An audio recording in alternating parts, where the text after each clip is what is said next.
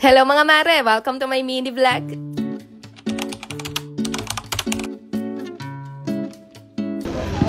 Magandang araw mga mare! Ito yung part 2 ng lakwatsa namin dito sa TLC Park Taguig. Nag-food trip kami dyan at meron ding mga nakakilala sa amin dito. Kaya tara, samahan niyo muna ulit kami sa gala namin ngayon. Sobrang daming nagtitinda dito ng mga iba't ibang klaseng pagkain. At alam niyo ba, ito lang din talaga yung hinahabol ko kapag gumagala kami, ang mag-food trip. Dahil feeling Korean ng hilaw nga tayo, kaya pinakauna ko ng tinra yung mga Korean foods nila dito. Dalawang beses ko na to mga mare na nakakain ako ng ganitong corn dog. Pero etong tteokbokki, first time ko pala ngayon. Tapos eto naman daw yung fish cake, fried crab stick, tsaka yung isa na hindi ko na maalala kung ano ba yung tawag.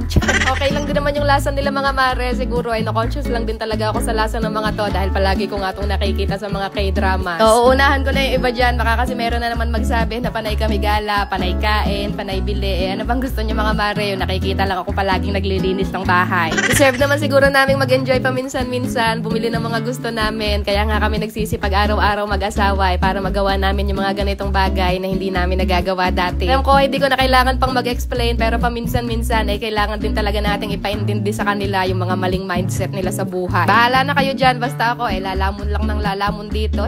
So ayan, at bumili din pala kami dyan ng barbecue tsaka ng kanin dahil parang hindi nga kami nabubusog dun sa mga paturo-turo lang. Huwag kayo mag-alala, bihira lang naman kami kumain ng mga ganitong klaseng pagkain. Alam nyo naman, hanggat maaari, masusustansya talaga palagi yung mga niluluto ko. Parang pinaka-cheat day na lang namin to ngayon mga mare, at habang kumakain nga kami dyan, biglang nagmuriyo tong batang maliit, kaya yan, at kinarga ko na muna. Pero hindi siya magiging hadlang sa akin, kakain at kakain pa rin talaga ako dyan kahit paanong legalig niya. Tapos namin kumain, merong biglang lumapit dito sa amin na isang kumare natin at nagtanong nga siya na kung pwede nga daw bang magpa-picture. Siyempre ako naman, hiyang-hiya dahil kakatapos ko nga lang kumain yan at baka nga ako meron pa akong tinga-tinga. Habang naglalakad-lakad din nga kami dito, meron din mga pailan-ilan ng mga kabataan at mga teenager na bumabate, at ang sabi nga nila napapanood din daw nila kami sa TikTok. Nakatuwa lang kasi mga mare at nakakataba din ng puso dahil kahit papano meron na rin naman palang mga nakaka-recognize sa pagmumukhang to. So ayan, tingnan nyo naman, napakasarap lang talaga magpahangin dito. Ang sarap ng mambay-tambay, ang ganda ng view, tapos ang sarap din ng simoy ng hangin. At napakaswerte din nga namin yan dahil habang nakatambay nga kami dito bigla silang nagpa-fireworks, kaya mula umpisa hanggang natapos talagang napanood namin yan. Ay ilang segundo rin siguro yung tinagal ng fireworks display nila dyan, at pati nga yung batang maliit talagang tawang-tawa din nung nakita niya yan.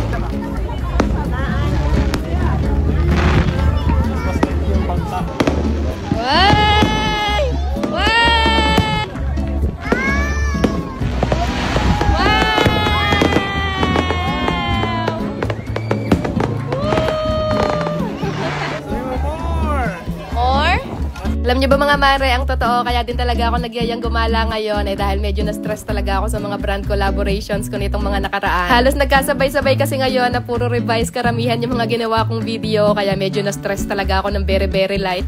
Kaya ang sabi ko nga dito sa asawa ko lumabas muna kami ngayong araw para makapag-refresh naman muna ako at makapag-reset ng utak. Parang nakakatulong kasi talaga sa akin yung ganito mga mare, yung kapag nasistress ako lumalabas muna talaga kami ng bahay, tapos pag uwi ko, ayun, okay na ako ulit. So ayun, at sa paglalakad-lakad nga namin dyan merong nadaan ng bilihan ng laruan tong batang maliit, kaya yan, at nagpabili nga ang bata. Tuwang-tuwa talaga siya dyan sa laruan na yan, at hanggang sa pag-uwi nga namin talagang hawak-hawak pa rin niya yan. At sa paglalakad-lakad pa nga namin meron ulit tayong kumare dito na nakakilala sa amin at nagpa-picture ulit. Nagulat nga ako sa kanya dyan dahil bigla na lang siyang umakbay sa may likuran ko, sabay sabing, "Maring Rodalyn." Nakakagulat talaga tong mga kumare ko, bigla-bigla na lang mga sumusulpot, kaya shoutout sa inyo mga mare ko na mga nakakilala sa amin dito. Meron pa rin nga mga iba dyan na nagpa-picture din sa amin, pero hindi na lang namin nakuhanan ng video dahil nahihiya daw sila sa camera, kaya shoutout na lang sa inyo mga mare ko. At maya-maya pa nga bigla na lang umupo dito sa gilid tong batang maliit, siguro nakaramdam na ng pagod dahil kanina pa yan lakad ng lakad at takbo ng takbo dito. At hanggang dito na lang muna ang aming gala serye, kaya paano mga mare, good night na muna at ayun lang muna ulit for today.